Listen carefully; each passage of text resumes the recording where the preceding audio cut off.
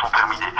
Alors on enregistre d'abord un bilan humain qu'il faut évidemment déplorer, qui est significatif de blessés graves, donc deux personnes qui ont chuté, pour l'un d'un toit, pour l'autre d'une échelle, dans des circonstances qu'il aurait mieux valu éviter, un travail à l'extérieur, et puis une douzaine de blessés plus légers. Sur le plan de la vie des Réunionnais au moment où je vous parle, on doit déplorer que près de 100 000 sont dépourvus de courant électrique. Cela montre d'ailleurs là encore la violence du phénomène vent.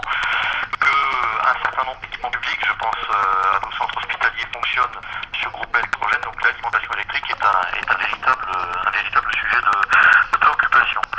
En matière d'eau également, des problèmes, un quart des foyers réunionnais est dépourvu d'alimentation en eau, et un nombre significatif aussi d'abonnés à certains réseaux se voit délivrer une eau qui n'est pas de parfaite qualité, même s'il n'y a pas de problème de santé, elle est relativement turbide cette eau. Enfin, en termes de communication, même si nous sommes encore évidemment en alerte rouge et donc les communications doivent être extrêmement limitées aux services de secours, on va déplorer bon nombre de voies endommagées, des radiers, je pense au radier de Wauquiez qui a été détruit, d'autres radiers submergés, je pense au chaudron, et bien sûr des toitures, des arbres, enfin bien des dégâts locaux qu'il va falloir le moment venu réparer. Donc on a passé le pire en fait. Là ça s'éloigne. J'espère en tout cas qu'on a passé le pire. Le cyclone effectivement s'éloigne, il est sur sa trajectoire telle qu'elle était prévue à peu de choses près par les services météo France, sud-sud-est. On a vu et l'œil du cyclone qui représentait grosso modo la taille de l'île de la Réunion lorsqu'il est passé à la même latitude se réduit à se contracter un petit peu et la trajectoire se confirmer heureusement, un éloignement qui a été entamé donc il y a maintenant 1h30 et qui se poursuit. On va bientôt souffler, vous croyez?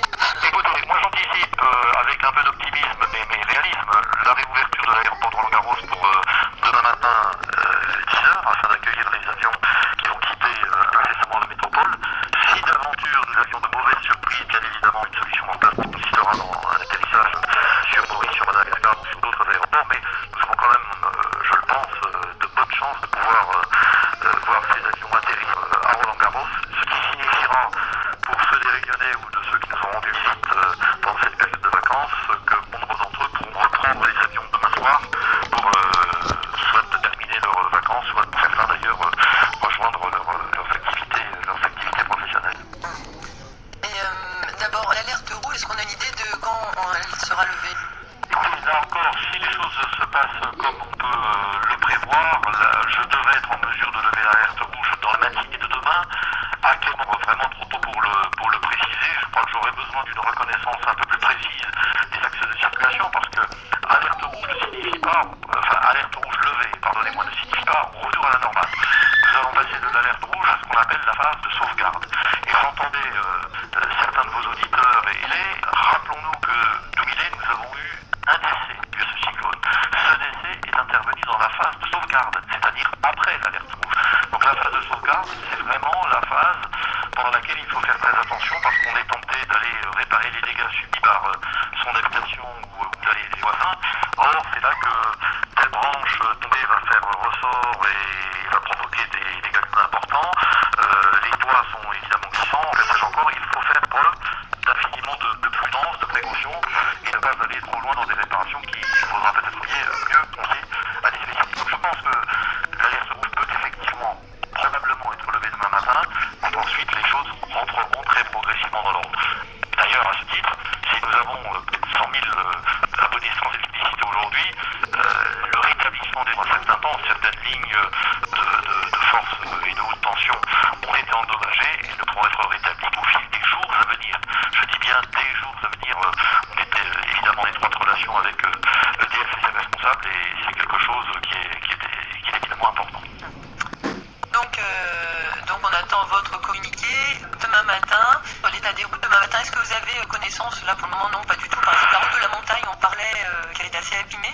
La route de la montagne est impraticable. Alors les services de gendarmerie et les sapeurs-pompiers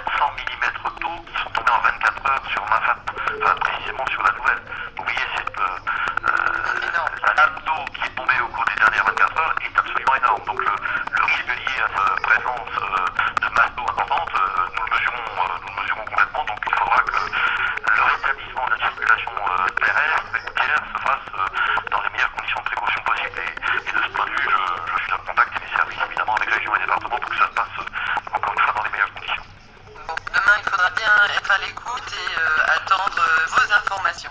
Et les vôtres, et on compte beaucoup. Particulièrement écouter à la Réunion pour que nos concitoyens sachent avec le maximum de sécurité comment faire. Et on pense aussi aux équipes de EDF qui vont de nouveau intervenir.